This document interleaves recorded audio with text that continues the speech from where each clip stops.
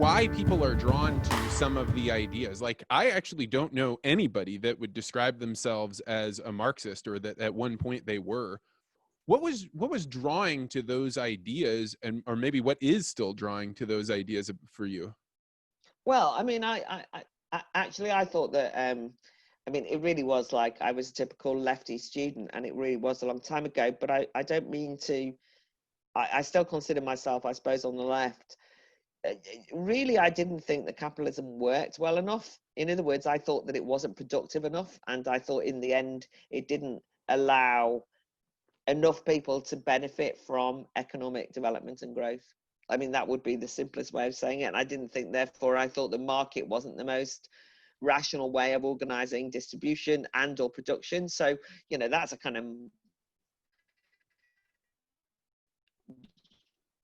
lots of people have notion about what Marxism is, usually kind of ill-informed, and it's like a, you know, philosophical outlook that's associated with that's got some depth to it. I can't do credit to, but I think that I did also in this country. I suppose I was also supportive of the trade unions during the miners' strike. I thought that the attempt by Margaret Thatcher to smash the coal miners and the strikes, you know, that was a very big dividing line in society. And I was on, you know, I'm from a working class background. I had no notion of being part of the Conservative Party, which was an establishment party very much in those days, maybe less so now, was associated with representing the bosses and the posh people and all that. You know, you could see I would be more drawn to the left, and I always thought the Labour Party was utterly useless in this country, so I never had much to do with them. So, and a lot of people were involved in radical left-wing politics when I was at college, and I carried on doing that. So, you know, I think people are drawn to different ideas for different reasons, and it's not always, but I do think that those times have changed, by the way. And when LM magazine, which was not Living Marxism, the one that I started, it was, you know, after the end of the Cold War, and, you know, it really was like this left-right labels don't work in the same way. So I've always been very pro-freedom and pro-free speech, which people often say, oh, I can't understand anyone on the left, but actually there's a tradition of that on the left as well. The big things for me are agency, that people can make their own history, make their own lives, self-create, you know, and that's part of Enlightenment thinking that always appealed to me, and that's again got a tradition on the left. But I now don't feel as though the left-right thing works. I suppose I'm more, people call me a libertarian, but a left-wing libertarian, but I now kind of don't even know how to describe myself. And so I just think, I try and say, well, what do I think of this idea? You know, and I try and read widely and think about things rather than worrying what labels people give me, apart from when they try and delegitimize me by calling me a bigot, which is what people do now to try and stop that. I'll fight against that, but they can call me anything after that. So a lot of people will say I'm right-wing now, even though I don't consider myself to be right-wing. But I mean, it's not as though in this country anyway that you can describe exactly what the conservative right is, because they're all split over things as well. You know what I mean? So it's quite a difficult going into the details of it. That happened recently was Brexit, and I there's always been a long tradition on the left, actually, of arguing to leave the European Union because it was anti-democratic and imposition from outside against popular sovereignty and national sovereignty. And I just voted leave. I didn't think it was a big deal. I didn't think leave was going to win necessarily. And then when leave won, the way that, you know, people from all of the political parties kind of united together to say they were going to overturn the vote, then politicize things even more, right? And so suddenly I became I myself, even in these later years, you know, I was so outraged that they were being so anti-democratic. I couldn't believe it. And that split the country. And what I was going to say was, you would find yourself, and often people would, you know, I'd be in meetings around Brexit where, and I remember this one really well, where one guy said, you know, I'm a trade union activist and I've never met a conservative before. And another woman saying, well, I'm a conservative councillor and I'm now going to vote for the Brexit Party in that instance, and I've never met a trade unionist before. And there was people from different ethnicities, people from different backgrounds, and we were on the Leave side, the Brexit side. And so suddenly you felt like those old divisions were no longer the important ones, right? And so I think that's an interesting, and you can see the shakeup in American politics. I mean, whatever one thinks about Donald Trump, he's certainly not your typical Republican, right? That was a big shakeup of the Republican Party. And the Democrats, who knows what they represent, but is it Bernie Sanders or not? I mean, I know he's not got I know he's not standing, but I mean, does he represent? Is it AOC? What is a Democrat anymore, right? We don't know, do we? I think one of the things that I don't hear talked about right now, as far as the political, I'm totally with you that the definitions that used to be right and left, they don't work anymore. But when you look at the political scene, at least the presidential scene, we're putting up people that are almost 80 years old. Like we scoured the whole country, and the only people we could find were in their 80s. I'm not against people that are older and wiser and have vigor and can do it, but in some regards, it appears to me that you're talking about the old and instantiated system versus anything else that isn't what we've done for the last 30 years.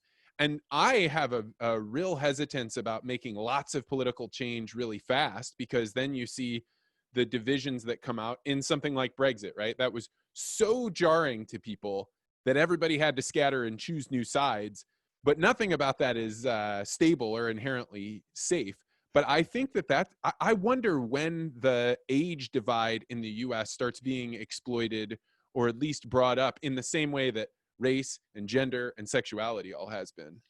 Well, I think that partly there is a generational divide of some sort. And I do think that that's one of the nerve-wracking aspects of the present culture wars, because it is largely young people. We talked about the corporates, but young people see this as their moment. But I do think class is very important. And you saw that with Trump. And we saw that with Brexit here, which was, people would say all young people support staying in the European Union. Whereas I saw it differently. I mean, the majority of young people did support that. But the majority of young working class people didn't, if you see what I mean. And a third, by the way, of people from different ethnic groups voted to leave the European Union. Third, even though they tried to say everyone who was Brexit was racist. So you've got all these kind of mix-ups. But I do think that there is a generational issue, in as much as I don't feel as though the political parties represent new blood. It's not just that you've got old leaders, but even here I feel as though these are the parties of the past in a way. And you can see it. I mean, all around Europe, not just around Europe, but in Europe anyway. You've got Macron is now not from a traditional party. I mean, he's kind of like represents the establishment, but he's just, everything's fracturing. All of the old parties are falling apart. The Social Democrats, the Conservatives in every country are struggling. So there's an end of an old era, and the re-emergence of a new one has not happened. And so what you can then get is a kind of moment like now, where you can have leaders who will emerge around things like culture wars and identity politics to fill the absence of leadership politically. See what I mean? So there's a vacuum, and I don't think they are the new political parties. It's more that they've rushed in as nature abhors a vacuum and all the rest, because the political parties aren't up to it. Yeah, and I think that's the space where you get really unstable, the Trotskyites who usher in a new wave of political thinking, and then you have the Leninists and Stalinists that say, hey, thanks for paving the way, we're just going to knock all you guys out, kill you all, and take the power.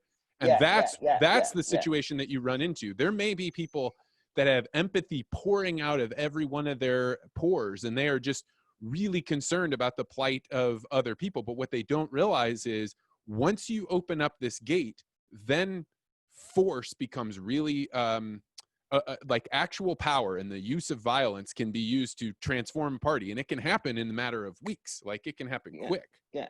I mean, I felt you mentioned earlier about civil war.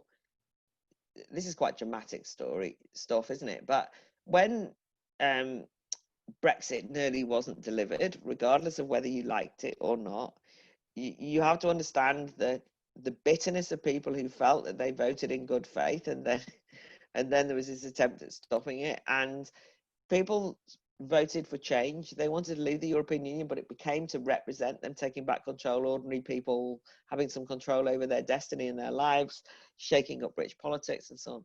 And then suddenly all these people try and stop it, who are in power, and it's created great bitterness. But the main thing I was going to say was the antagonism was so great, so intense, so bitter, that people used to say to me before eventually the last election, I never knew what civil war would feel like, and now I do. I mean, it was so vicious. It was a vicious mood. Families were splitting, and I think that you can feel that at the moment as well. I mean, we're in an extraordinary position because of lockdown that intensifies everything. That doesn't help. Or not everyone's locked down, but it's not normal. I'm not living a normal life, right? I am living this peculiar life. I kind of went out to meet someone face to face today, and I thought, oh, this is quite novel. You know what I mean? And I suddenly and I had a really great conversation with them, and I thought, I'm not doing this that much now. I'm just not socially engaged in the same way. And I am quite socially engaged, but for a lot of people, they've just not left their house for months. And the normal sort of interaction. So it's intensified by that, but there is like a kind of civil war, this nasty atmosphere underneath.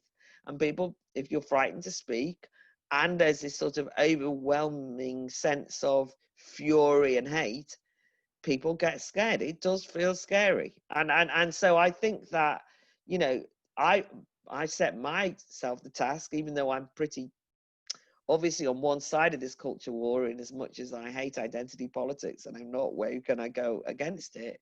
Because I'm from the left, I'm an anti-racist, and I fought for women's, equality, and I kind of, from that tradition, I feel that at least I can try and calm things down a bit, or keep it down, keep it civil, keep things contained, not hide them, but try and diffuse some of it. And that's what we've tried to do in terms of the debates we're organizing, what I've personally done in terms of broadcasting and so on. I've written quite a lot of articles just saying, look, we've just got to take a step back from this. We can't just keep rushing towards this. So that's but it's a scary moment, I think, historically. Thanks for checking out this podcast short. If you're interested in the subjects that we're talking about, or the idea of how do you get better at communications, you may want to consider joining the Articulate Ventures Network.